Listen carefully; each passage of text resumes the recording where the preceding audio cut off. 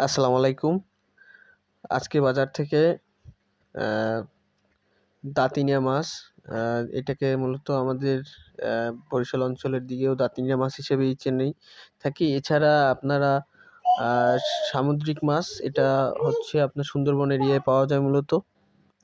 এই মাছটি আমাদের এদিকে একটু ছোট সাইজেরই পাওয়া যায়। অন্যান্য জায়গায় হয়তোবা বড়ও পাওয়া যায়। এই মাছটা সামুদ্রিক মাছ হওয়ায় এই মাছের উপকারিতা অনেক গুণ বেশি। এছাড়া মাঝারি সাইজের কালীবাউস এবং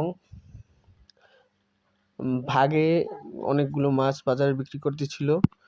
হাঁসরা মাছ বলা হয় এটাকে। এই মাছটা পাঁচমিশালি। এই মাছের সাথে আপনার ট্যাংরা, চিংড়ি, আপনার এছাড়া হচ্ছে পুঁটি, অন্যান্য অনেক মানে নদীর যে মাছগুলো পাওয়া যায় এগুলো সহ এই মাছগুলো থাকে। ধন্যবাদ।